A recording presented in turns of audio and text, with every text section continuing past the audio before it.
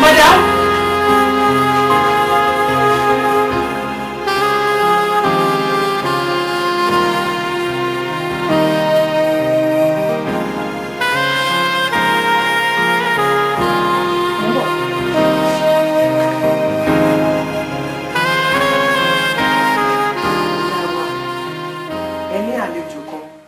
Àlejò tẹ́ni yìí dẹ̀ tún mú àlejò ìmíràn bọ̀.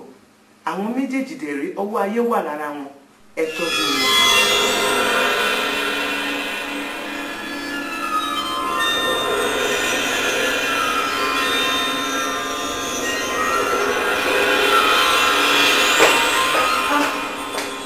Mami, ẹ ti lè máa. Dábọ̀, kí lè yára? Àdúgbò lọ. Mami, àlejò mi rèé o. Ẹ Fúnkẹ́, jókòó.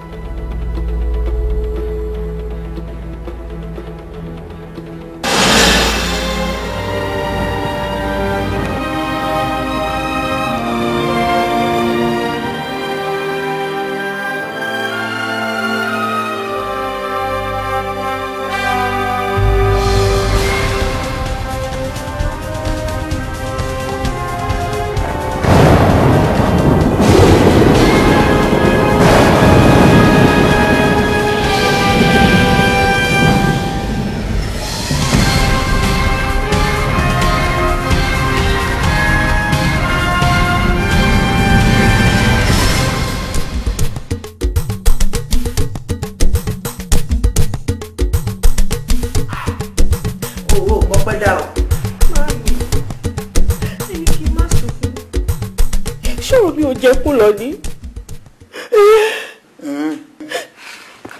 Ẹ sọ fún mi, ó ti tó pa àwọn ọmọ tí ń gbé bíbá ẹ̀. Ilẹ̀ ti ta sí. Ilẹ̀ ti ta sí.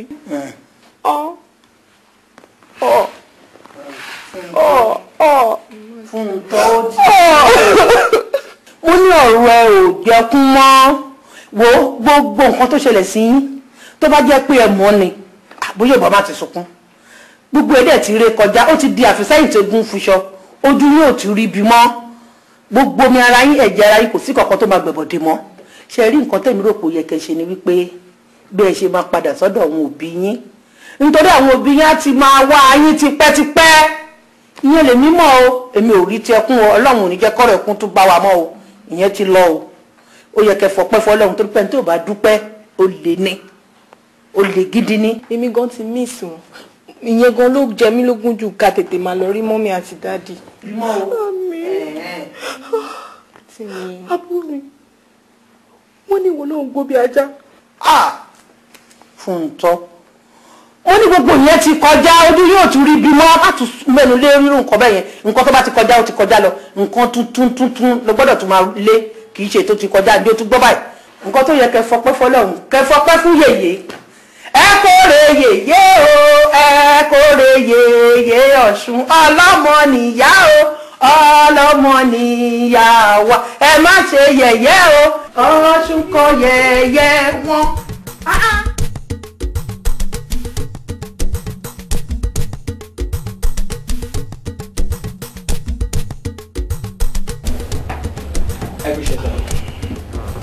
Túndé, Yẹmí, ṣé kò sí?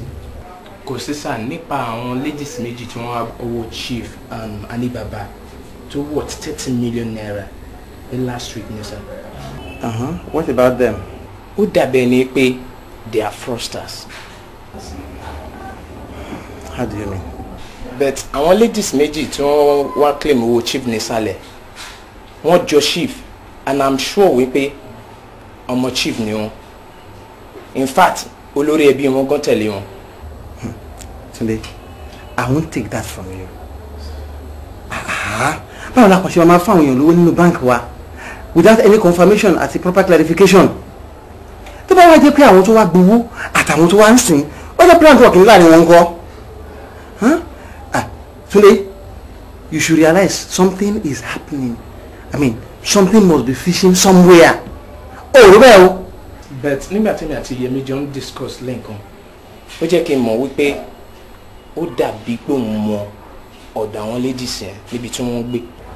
Ń gbọ́ Yẹmí. Bẹ́ẹ̀ ni sà, ní street daddy mi ní ajá ibẹ̀ ni máa ti rí wọn lẹ́kọ̀ọ́ níbẹ̀ mo dẹ̀ máa rí wọn constantly nílé yẹn though a kì í sọ̀rọ̀ bó máa rí wọn pẹ̀lú woman kan báyìí.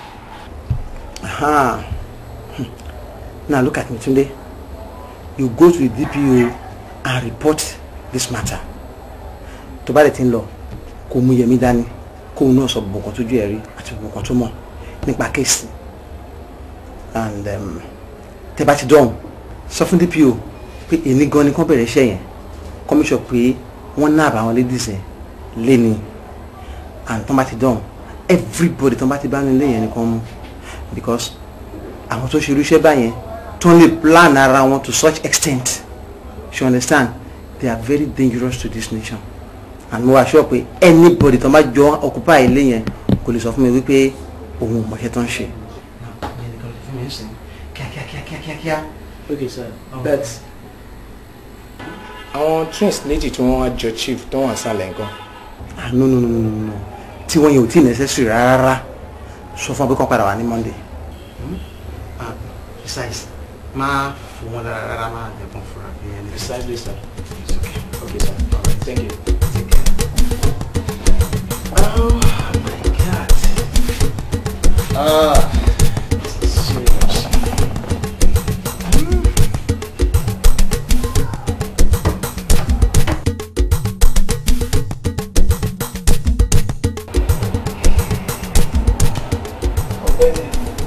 Ó rà pé o fẹ́ jẹ́wọ́ àbí o fẹ́ cooperate.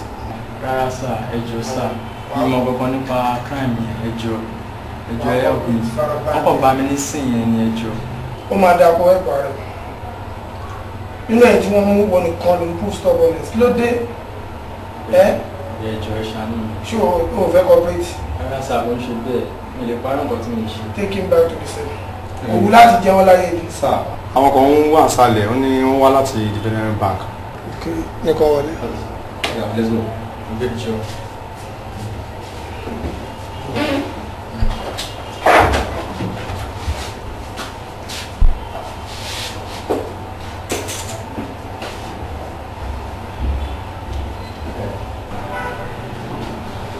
It is not. You are for Development Bank. Development Bank.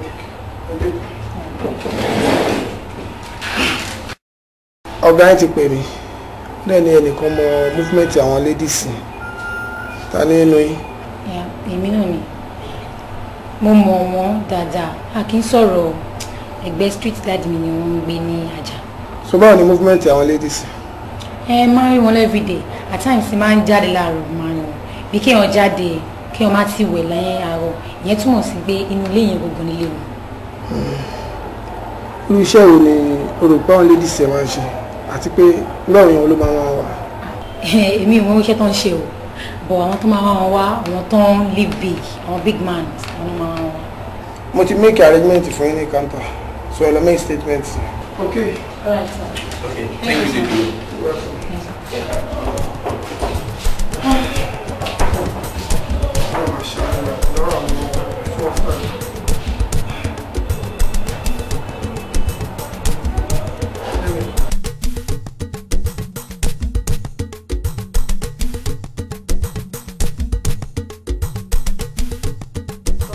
tá bá ti gbé wọn láti airport a gbé wọn lọ sí hotel má worry láti ra ticket wọn àwa la máa ra ticket lórí first class kọ́kọ́ sọ fún wa airline tó